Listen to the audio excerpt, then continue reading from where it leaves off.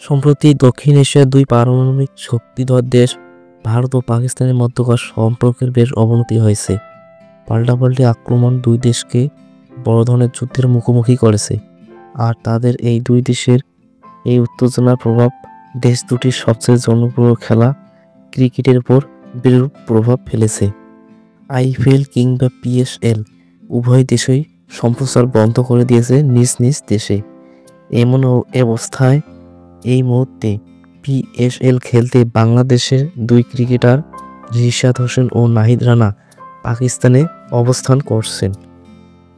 নাহিদ ও রিশাদের team hotel থেকে মাত্র 125 kilometre দূরে ভারত আক্রমণ করেছে। এমন অবস্থায় তাদের নিরাপত্তা নিয়ে বাংলাদেশ ক্রিকেট বোর্ড বেশ উদ্বিগ্ন। বিসিবির পক্ষ থেকে যোগাযোগ করা হয় পিসিবির সঙ্গে, জানানো হয় বাংলাদেশ ক্রিকেটারদের নিরাপত্তার বিষয়টি। এ ব্যাপারে বিসিবি সভাপতি ফারুক আহমেদ সাংবাদিকদের জানান যে তারা নিরাপদে রয়েছেন, তাদের সঙ্গে যোগাযোগ করা হয়েছে। তবে তাদের এক্ষুনি দেশে ফিরিয়ে নিয়ে আসা হবে কিনা সে সম্পর্কে কিছুই জানায়নি বিসিবি সভাপতি।